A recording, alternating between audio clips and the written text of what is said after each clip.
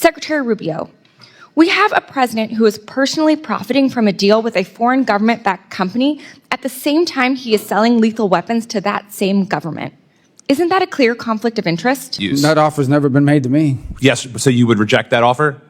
The offer of a Rolls Royce? Yes. I don't understand the purpose of that question. That's a silly question. The fact that you can't answer the question, I just answered it. I said it's silly. This was supposed to be a corruption ambush. Instead, it turned into a public meltdown. A Democrat storms into a hearing accusing President Trump of secretly profiting off foreign arms deals, waving headlines, throwing out buzzwords like genocide and conflict of interest, and demanding a confession. But Marco Rubio doesn't budge. He doesn't apologize, and he definitely doesn't take the bait. Watch how he dismantles the entire narrative, exposes the hypocrisy, and turns this hearing completely upside down. Stay with me, this one goes off the rails fast. Continues to arm the UAE. In fact, he just blew through Ranking Member Meek's congressional hold on over $1 billion in arms sales, ignoring this committee's longstanding role as an independent check on major arms sales. And we can have a policy debate here about the merits of continuing to arm the UAE or not, despite this genocide. I had that same conversation with Secretary Blinken. But actually, I want to talk about the events that led up to that decision. So on April 30th, the Trump Organization, which Donald Trump still owns, unveiled plans to build an 80-story Trump Tower in Dubai. Then on May 1st, Trump's crypto company, World Liberty Financial, secured a $2 billion deal with an Emirati company with deep ties to the government. And only 11 days later, on May 12th, your department notified our committee that it would ignore Ranking Member Meek's holds on UAE arms sales. I think no matter who was president, they would have to deal with the UAE. We have to. There are members. That's not my question. We can have a policy debate about how we should engage with the UAE. They're making claims about corruption, and I'm answering that any president in the United States, I don't care who the president is, would have to deal with UAE. They're a member of the Abraham Accords, number one. They've been incredibly cooperative on a bunch of other issues. We don't agree with them on 100%. We have concerns about some of the things they do, but this is called the balancing of foreign policy. Secretary it is Rubio, in our national interest to have a good relationship with the UAE, despite the fact that there are things we do we don't like. Secretary Rubio, I don't disagree with you. I just visited the UAE a couple weeks ago and had these very same conversations there, but I don't think this is a complicated question. President Trump is personally profiting from a deal with a foreign government while selling weapons to that same government who is enabling a genocide. Policy aside, are you really saying you don't think this is a conflict of interest? No, you're making claims. The president's family owns a business, and they can conduct business anywhere in the world they want. The president's never once raised business deals in UAE when talking about it. Any president would have to have a relationship with the UAE. Secretary Rubio, that's just silly. The previous administration had one too. President Trump has retained his ownership of these companies, and I have an image right here from World Liberty Financial's website. So the idea that President Trump is not the face of the brand of this company on top from benefiting from them, and it literally says on the website that Mr. Trump and his family members own a 60% stake in this company, that's silly. So we can talk about the policy merits. That's not what I'm asking you. I'm asking you a very simple question.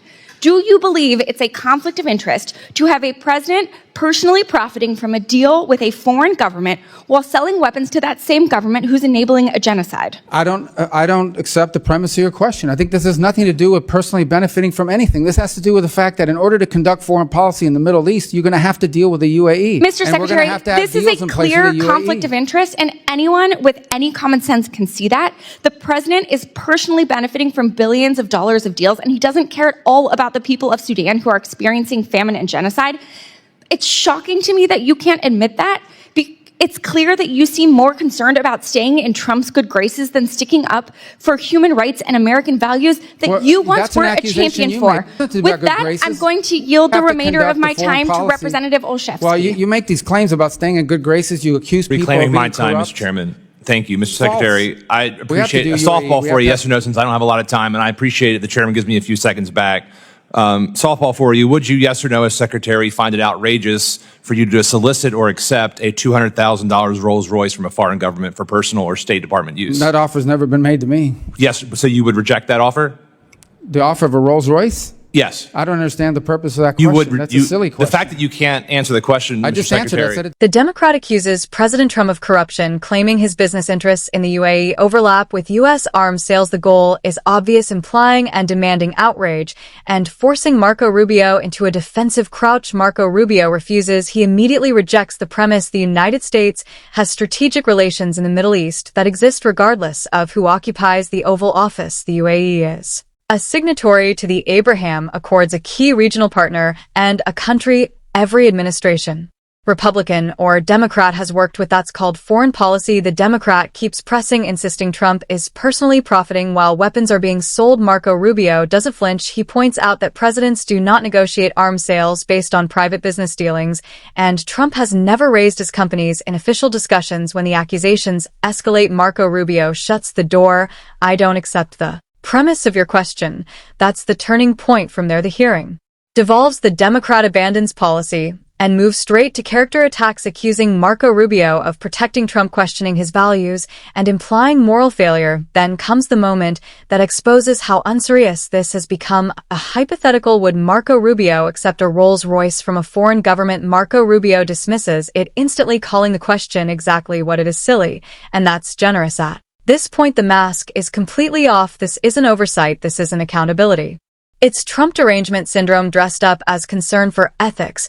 What's missing from the entire exchange is telling. No mention of corruption inside the United States Agency for International Development, no discussion of NGO money laundering, no concern for shell nonprofits, fraudulent grants, or taxpayer dollars disappearing overseas. The same people screaming about conflicts of interest go silent when corruption is inside their own system. Marco Rubio knows it, and he refuses to play along. By the end, the Democrat isn't asking questions anymore. She's venting. Marco Rubio stays composed, direct, and unmoved. And that's why this clip matters. This wasn't about corruption. It was about politics, and it failed. So what do you think? Was this real oversight or just another Trump obsession melting down in public? Drop your take in the comments. Hit like if Marco Rubio handled this the right way, and subscribe for more uncensored moments like this, because they don't want these clips circulating. Drop your take in the comments. Hit like if Marco Rubio handled this the right way, and subscribe for more uncensored moments like this, because they don't want these clips circulating. Pink.